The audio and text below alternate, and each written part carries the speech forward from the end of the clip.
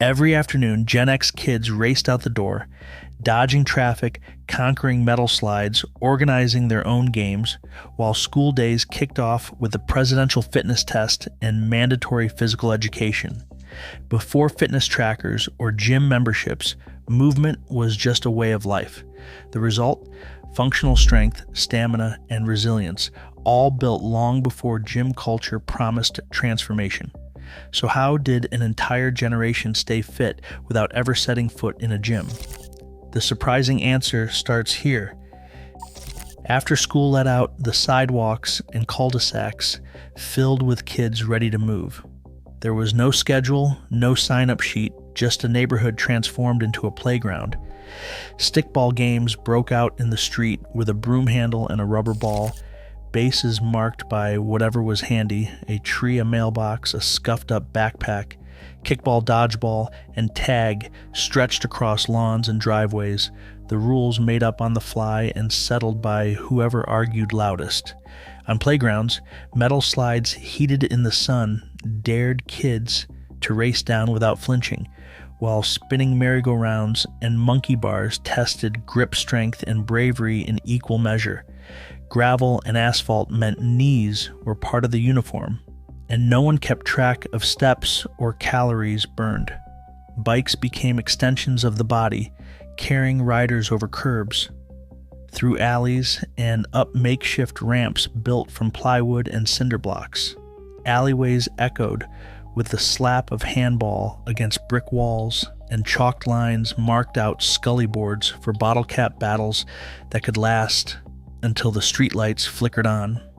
Summer days stretched long and wild, with energy spent in bursts of sprinting, climbing, and chasing, often for hours, fueled by nothing more than a snack grabbed on the run. Every game, every climb, every dash across the yard built strength and stamina without anyone calling it a workout. Movement was woven into the fabric of daily life, and fitness was simply the result of being out there, in motion, until dusk signaled it was time to head home. Inside the school building, movement didn't stop when the bell rang.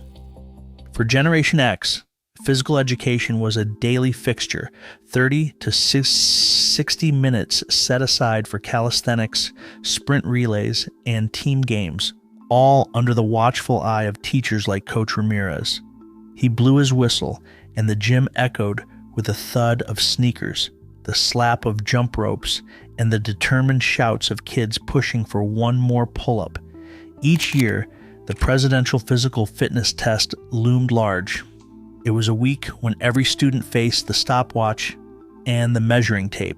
Pull-ups, sit-ups, shuttle runs, and the mile run weren't just drills. They were benchmarks tracked on clipboards and compared across classes. The highest scores earned patches and certificates to sew on their jackets, while the rest chased the promise of improvement next year. Competition ran deep, but so did camaraderie. In Coach Ramirez's class, even the slowest runner got cheered on the final lap. The pressure to perform sometimes stung, but the pride of a hard-earned patch or a new personal best kept kids coming back. When budget cuts threatened to shrink physical education time, parents in places like Mesa, Arizona, rallied to defend it, insisting that daily movement was non-negotiable.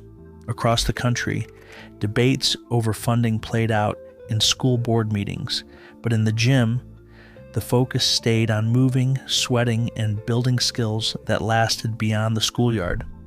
For Gen X, these routines laid a foundation for fitness and for a lifelong belief in the power of showing up and giving your all. Lisa remembers pedaling her blue Schwinn across town, a 2.5-mile ride that felt like freedom on wheels. She was not alone. Across the country, kids crisscrossed neighborhoods on bikes or walked to school, to friends' houses, or to the corner store for a popsicle.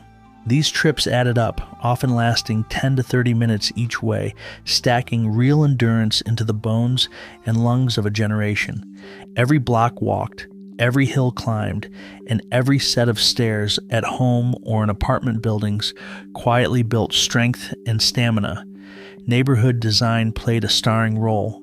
Cul-de-sacs and sidewalks made it safe to travel by foot or bike, and distances were short enough that cars were not needed for every errand. Without realizing it, Generation X racked up what experts today call moderate to vigorous physical activity, sometimes more than an hour a day, just by getting from place to place. There were no step counters or fitness trackers, but the evidence was in the strong legs, the steady breath, and the easy way kids carried themselves. For many, movement was not a chore or a scheduled task. It was simply how life worked, woven into every journey. Television brought a new kind of movement into Generation X living rooms. Early mornings or after school, kids and parents tuned into shows like 20-Minute Workout and Body Electric, following along as instructors led high-energy routines right on the carpet. These broadcasts did not require memberships or fancy machines, just a patch of floor and the willingness to jump in. Richard Simmons's Sweatin' It Out made aerobics feel like a dance party, with music and encouragement that kept everyone moving, no matter their skill level. For many, these shows were a gateway to cardio and coordination, fitting bursts of exercise into busy days without leaving home. Household items became makeshift gym gear. Jump ropes, often under $5 at the corner store, offered a full-body workout that built speed, rhythm, and endurance. Cans of soup doubled as hand weights. Chairs stood in for benches, perfect for step-ups or tricep dips. Even a sturdy coffee table worked for push-ups or planks. With TV as a coach and everyday objects as equipment, fitness was accessible to anyone willing to move. The living room became a training ground, proving that strength and stamina could be built without ever stepping into a gym. Saturday mornings often started with the roar of a push mower, the scent of fresh-cut grass drifting through open windows. For many Gen X kids, chores were not just a way to earn a few dollars. They were a full-body workout hiding in plain sight. Mowing the lawn meant wrestling a heavy machine across uneven ground, sweat pouring down your back as you carved neat rows into the yard. In winter, snow shoveling turned driveways into makeshift gyms, with each scoop demanding power from legs, arms, and core. The repetition built muscle and grit, and the changing seasons guaranteed new challenges, raking leaves in the fall and hauling bags of mulch in the spring. Teen jobs turned up the intensity. Hauling crates at the grocery store, unloading delivery trucks, or helping a neighbor move furniture all meant lifting, carrying, and pushing weight that rivaled any modern strength routine. One anonymous story stands out. A teenager mowing 3 lawns every Saturday, pushing the mower up hills and dragging garbage cans to the curb, finishing only when arms and legs ached.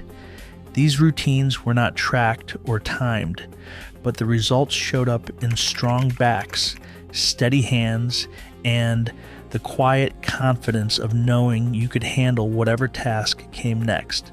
Everyday labor did not just build character, it built bodies ready for anything, laying a foundation that would last well beyond childhood. Weekend mornings brought a different kind of energy to the neighborhood park. Maya still remembers the thud of soccer balls and the sound of laughter echoing across the grass. Whether it was Little League, rec soccer, or a spontaneous basketball game, these gatherings pulled kids together, mixing competition with friendship. No fancy uniforms were needed, just a sense of belonging and a drive to play hard. Studies tracking Gen X into adulthood found that kids who joined leagues or regular pickup games were up to 30% more likely to stay active decades later. It wasn't about trophies. It was the habit of showing up, feeling part of something bigger, and moving for the joy of it. For many, those early Saturday mornings at the park became the blueprint for a lifetime of movement. Movement wasn't scheduled or measured. It was simply part of the day. Carrying groceries up apartment stairs, running to catch the bus, or hauling a backpack packed with textbooks all demanded real effort. Instead of checking a watch or a step counter, Gen X kids learned to listen to their bodies and to each other.